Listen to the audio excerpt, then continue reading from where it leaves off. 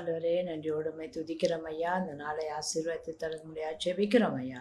பிதாவே ஸ்தோத்திரம், இயேசுவே ஸ்தோத்திரம், பரிசுத்த ஆவியானவரே, திருத்துவ தேவனே, மூவரி ஒருவராய் இருக்கிறவரே, எங்கள் அன்பு பெரியது, உங்கள் இரக்கம் பெரியது, உங்கள் கிருபை பெரியது ஆண்டவரே. இந்த நாளை ஆசீர்வதித்து கொடுங்க. பாடல்கள் பிள்ளைகளுக்கு ஆசீர்வாதமாக இருக்கட்டும். வார்த்தை ஆண்டவரே அப்பா, அதை கேட்டு அதன்படி செய்ய தேவன் அனுகிரகம் செய்ய முடியாது ஜெபிக்கிறோம். இயேசுவின் நாமத்தை கேட்கிறேன் நல்ல தகப்பனே, ஆமேன்.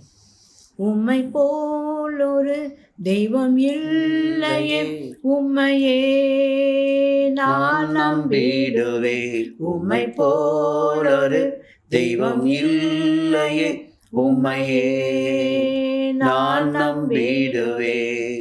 காரிருள் நீங்கியது கர்த்தாவே உந்தன் கிருபையினால், காரிருள் நீங்கியது கர்த்தாவே உந்தன் கிருபையினால். நீதியை செய்திடுவே, நித்தம் உம்மை துதித்திடுவே. அல்லேலூயா. நீதியை செய்திடுவே, நித்தம் உம்மை துதித்திடுவே. உம்மை போல் ஒரு தெய்வம் இல்லையே, உம்மையே நான் நம்பிடுவேன். உம்மை போல் ஒரு தெய்வம் இல்லையே, உம்மையே நான் நம்பிடுவேன். தாகத்தை தீர்க்கும் ஜீவநதியே, தூய தேவன் ஒளி வீசுமே. தாகத்தை தீர்க்கும் ஜீவநதியே, தூய தேவன் ஒளி வீசுமே. வேகம் சென்றிடுவே, புது நகரம் நுழைந்திடுவே. அல்லேலூயா. வேகம் சென்றிடுவே, புது நகரம் நுழைந்திடுவே. உம்மை போல் ஒரு தெய்வம் இல்லையே, உம்மையே நான் நம்பிடுவேன். உம்மை போல் ஒரு தெய்வம் இல்லையே, உம்மையே நான் நம்பிடுவேன். நீதி எங்கும் நிறைந்திருக்கும், நீதிமானின் கொடி பறக்கும். நீதி எங்கும் நிறைந்திருக்கும், அல்லேலூயா. நீதிமானின் கொடி பறக்கும். அழுகையின் சத்தம் அங்கில்லை, ஆனந்தமாய் ஆர்ப்பரிப்போ. அழுகையின் சத்தம் அங்கில்லை, ஆனந்தமாய் ஆர்ப்பரிப்போ. உம்மை போல் ஒரு தெய்வம் இல்லையே, உம்மையே நான் நம்பிடுவேன். உம்மை போல் ஒரு தெய்வம் இல்லையே, உம்மையே நான் நம்பிடுவேன். நான் உனக்கு முன்னே போய் கோணலானவை செவையாக்குவே. நான் உனக்கு முன்னே போய் கோணலானவை செவையாக்குவே. பெயர் சொல்லி அழைத்தே, கர்த்தர் நானே என்று நீ அறியும்படி. பெயர் சொல்லி அழைத்தே, கர்த்தர் நானே என்று நீ அறியும்படி. உம்மை போல் ஒரு தெய்வம் இல்லையே, உம்மையே நான் நம்பிடுவேன். அல்லேலூயா. அப்பா, உம்மை போல ஒரு தெய்வம் இல்லை தகப்பனே.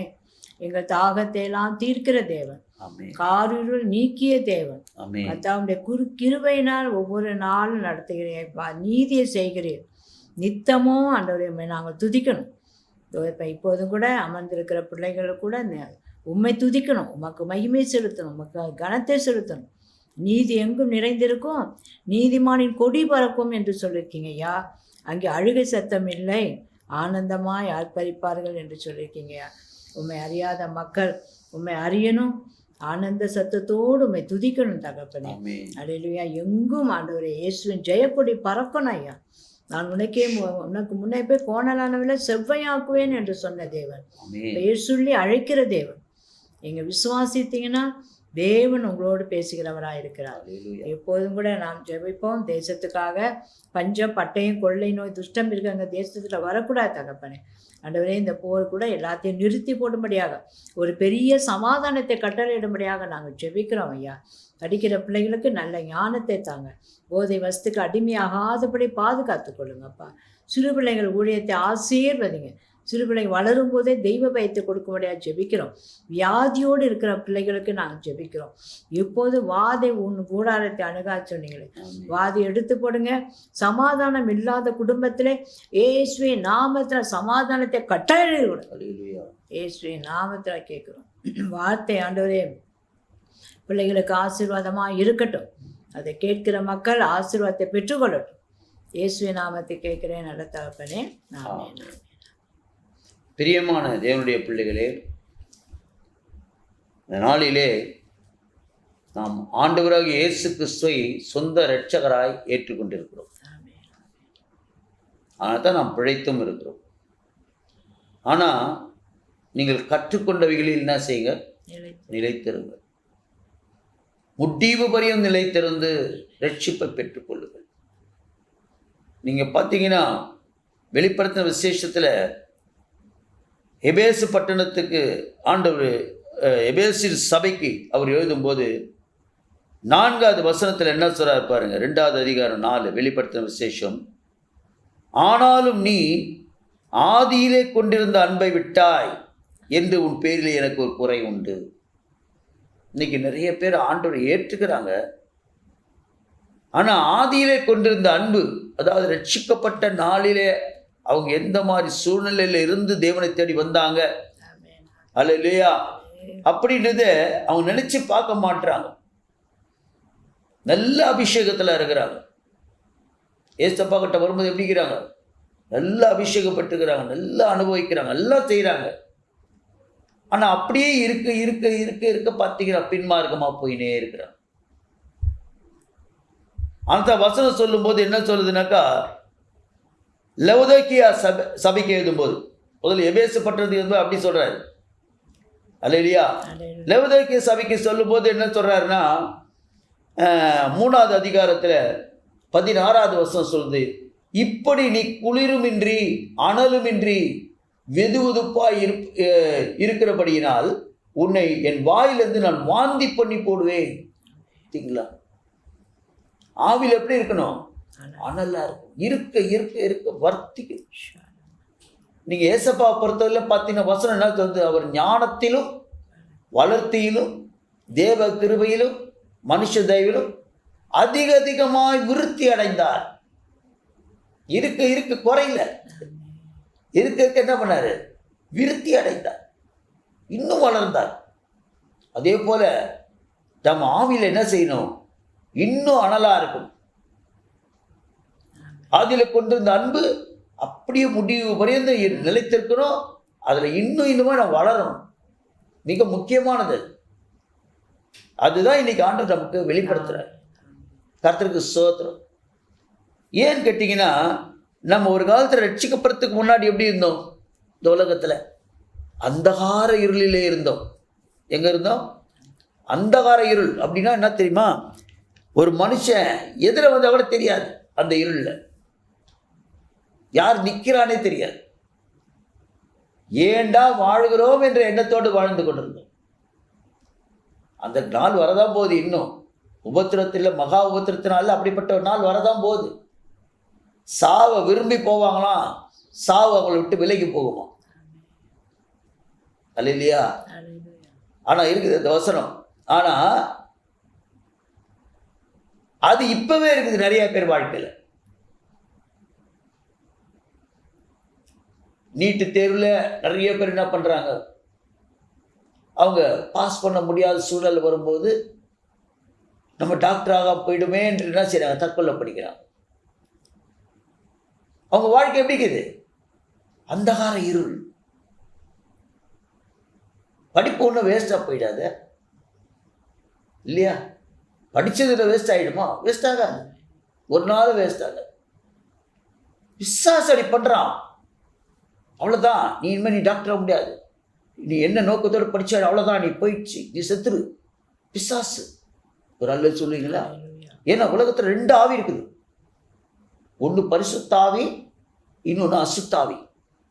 நல்லது கெட்டது, ஒளி இருள், கருப்பு வெள்ளை, நல்லது கெட்டது, வாசரி துர்நாற்றம், எல்லாத்துக்கும் ஆப்போசிட் அது. அதே போல மனுஷனுக்கு 2 ஆவி, ஒன்று அசுத்தாவி, இன்னொன்று பரிசுத்தாவி. அல்லேலூயா. அந்த அசுத்தாவி தான் என்ன பண்ணுது? நம்மளை அழிக்குது. திருடன் திருடவும் கொல்லவும் அழிக்கவும். அவனை போய் பிடிச்சா என்ன ஆகும்? கர்த்தருக்கு ஸ்தோத்திரம். ஏசப்பா நம்மளுக்கு நானும் அவைகளுக்கு ஜீவன் உண்டாயிருக்கவும் அது பரிபூர்ணப்பட வந்தேன். நமக்கு ஆண்டவர் என்ன வைக்கிறார்? உயிரா இருக்கிறார். ஏசப்பா நமக்கு உயிர், ஜீவாதிபதி, ஜீவனுக்கெல்லாம் அதிபதி. நம்ம நாசில ஜீவனை ஊதுறவரே அவர் தான். அதனால்தான் ஜீவாத்மாவா நாம் சுற்றி கொண்டு இருக்கிறோம். ஒவ்வொரு மனுஷனும், கிறிஸ்தவன் மாத்திரம் இல்லை. அல்லேலூயா. இந்த உயிர் நம்மளை விட்டு பிரிஞ்சிச்சுன்னா ஒண்ணுமே இல்லை நம்ம. ஆனா அந்த உயிரை கொடுக்கிறவர் அவர் தான், கொடுத்தவர் அவர் தான். அதனால நல்லா கேட்டுங்க, ஆவில எப்படி இருக்கணும்? அனலா இருக்கு, பின்மார்க்கம் போகக்கூடாது. அந்தகார இருள்ல இருந்தோம். கடன் பிரச்சனை, வியாதி. நிறைய பேர் வியாதியில என்ன செய்யறாங்க தெரியுமா? இன்னைக்கு கருணை கொலை கேட்குறாங்க. எங்களை இன்ஜெக்ஷன் போட்டு சாகடிச்சிடுங்க, வாழ முடியல, அந்த வியாதியால் எங்களை தாக்கு பிடிக்க முடியல. கர்த்தருக்கு ஸ்தோத்திரம். இன்னொரு வியாதி வந்து இப்போ தலசீமியா. என்னவா? தலசீமியா அப்படின்னு ஒரு வியாதி. அது எப்படின்னா பலவீனமாக்கிடுமா, பிளட் வந்து மாத்திக்கிட்டே இருக்கணுமா அவங்களுக்கு. எப்படிப்பட்ட வியாதி பாருங்க. அல்லேலூயா. நம்ம வியாதியெல்லாம் இருக்குது உலகத்துல, என்னென்னமோ வியாதி இருக்குது. இதெல்லாம் யார் கொண்டு வர்றதுன்னு நினைக்கிறீங்க? அதுதான் அசுத்தாவி. ஆக்சிடென்ட் கொண்டு வர்றது யாரு? அசுத்தாவி. தற்கொலை கொண்டு வர்றது யாரு? அசுத்தாவி. அல்லேலூயா. இது வந்து ஜெயங்கொள்ளும்படியாக நம்மை தேவன் தெரிந்து கொண்டிருக்கிறார். அதான் வசனம் சொல்லுது.